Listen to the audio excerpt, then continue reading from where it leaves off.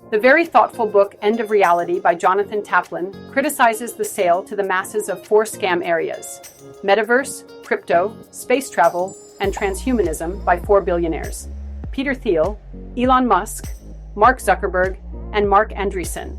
Taplin is a professor of communication and digital media at the University of Southern California. The 4 billionaires, Peter Thiel, Elon Musk, Marc Zuckerberg, and Marc Andreesen, are selling fantasies while the world is burning, diverting attention away from issues like income inequality, climate change, and the erosion of democracy, capitalizing on the low quality of life among America's poor and working classes.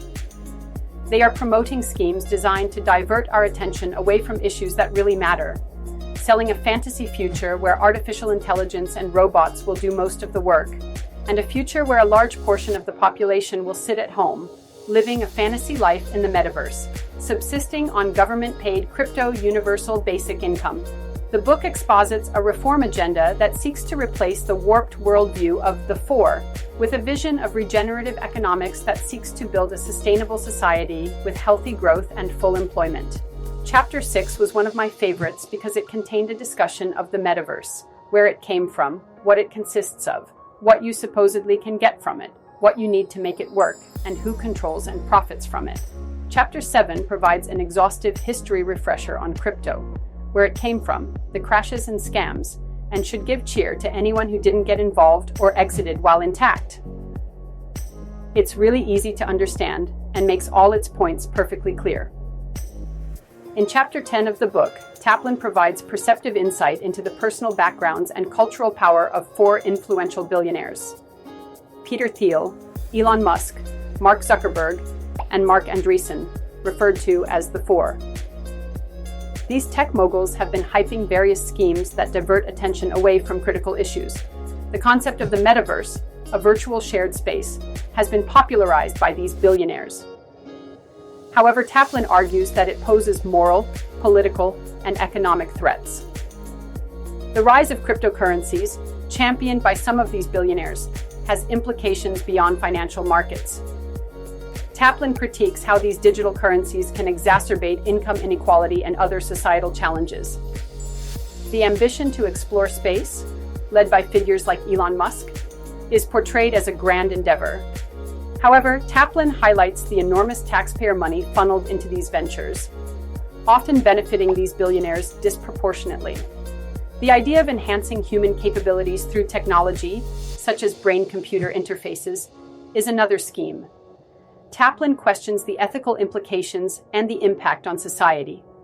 Section 230 of the Communications Decency Act is a federal law that protects online platforms from liability for content posted by their users. Section 230 was enacted in 1996 to encourage the growth of the internet and protect free speech online. It also allows them to moderate content according to their own policies and standards. Taplin argues that Section 230 has enabled the rise of a post-truth era, where anyone can create and spread their own version of reality online, without any accountability or consequences. Section 230 is not a free speech issue, but a power issue. It grants enormous power to online platforms to shape public discourse and influence public opinion, while shielding them from legal challenges and public scrutiny. Section 230 is not a neutral or objective law, but a political and ideological one.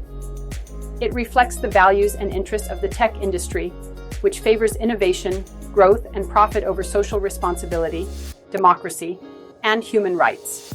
Section 230 is not a permanent or immutable law, but a contingent and historical one.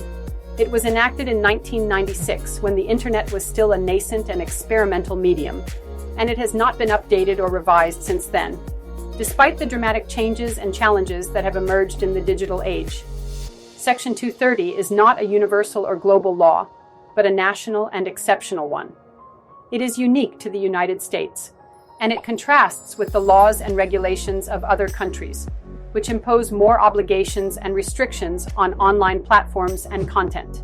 The platforms are not neutral intermediaries, but active participants in shaping the online discourse and influencing public opinion. The platforms have created a surveillance economy that exploits user data for profit and manipulates user behavior through algorithms and recommendation systems.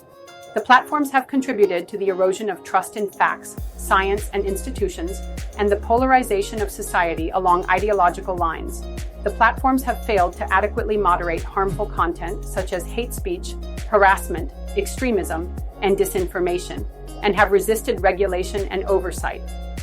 The platforms have stifled competition and innovation by acquiring or copying potential rivals, and have leveraged their market power to extract rents from creators and consumers.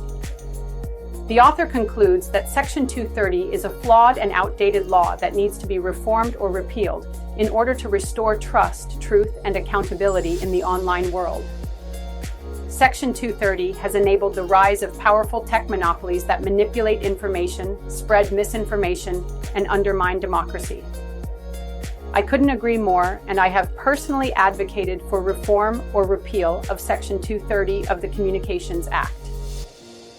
Taplin argues that Section 230 should be reformed or repealed to hold the platforms accountable for the harms they cause and restore a more diverse and trustworthy media landscape.